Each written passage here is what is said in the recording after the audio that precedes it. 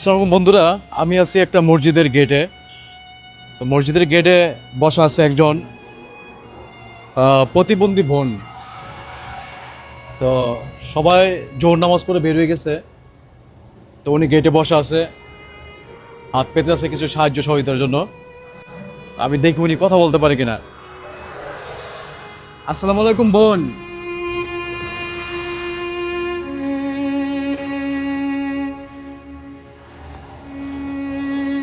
বন্ধুরা, উনি কথা বলতে পারে না, উনি কথা বলতে পারতেছে না।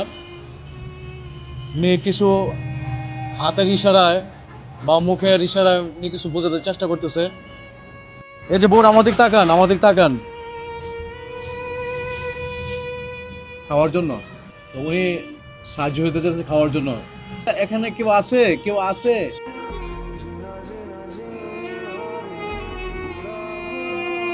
ও, ওনার একটা বাচ্চা আছে। জামাই কই? জামাই কই?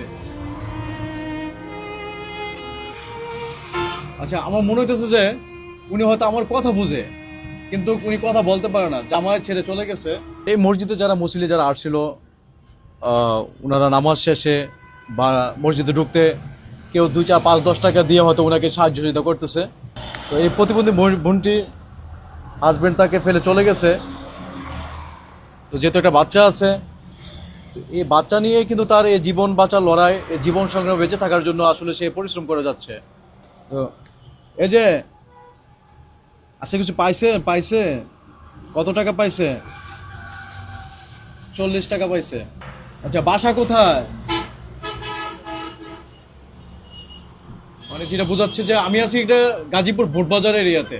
তো বোটবাজার মেইন রোড সংলগ্ন এই মসজিদটা। আসলে যে দেখেন, বয়স কিন্তু বেশি না, তো সে প্রতিবন্ধী। তো কতটুক সমস্যা পড়ে, কতটুক মানসিক যন্ত্রণা বা কতটুক আর্থিক সমস্যা বা পারিবারিক সমস্যা, শারীরিক সমস্যা পড়ে আজকে সে এ পথে চলে আসছে। সে মানুষের কাছে হাত পেতে আজকে তার জীবনযাপন সবার সহায়তা নিয়ে সে এখন বাঁচতে চায়। যেহেতু সে কথা বলতে পারতেছে না, আসলে তার সাথে কথা জিজ্ঞাসা করলে আসলে সম্পূর্ণ কথার কোনো উত্তরও পাচ্ছি না। তো দেখিয়ে বুনটির জন্য আসলে কি করতে পারি, তা আপনারা কিন্তু চেষ্টা করবেন। আসলে এরকম, এই যে দেখেন ওনার যে সমস্যা, এরকম সমস্যার লোক কিন্তু আশেপাশে কিন্তু এখন প্রচুর আছে। চেষ্টা করবেন সামর্থ্য অনুযায়ী, যদি সামর্থ্য থাকে সহযোগিতা করার। হয়তো আপনার সহযোগিতা তার জন্য একটা বড় একটা উপকার হতে পারে। আমি দেখি আমার সামর্থ্য অনুযায়ী বোনটার জন্য আমি কি করতে পারি। বোনটাকে 2000 টাকা দিয়ে যাচ্ছি। কার? কার? হ্যাঁ, বয়সে ছোট হবে, অবশ্য দোয়া করিতেছে। তো আল্লাহ তাআলা কার দোয়া কোন সময় কবুল করে। যাক, আমিও তার জন্য দোয়া করি, যেহেতু বোন বলছি, বোনের সমতুল্য। আল্লাহ তাআলা যাতে তাকে সুস্থ করে দেয়। দেন।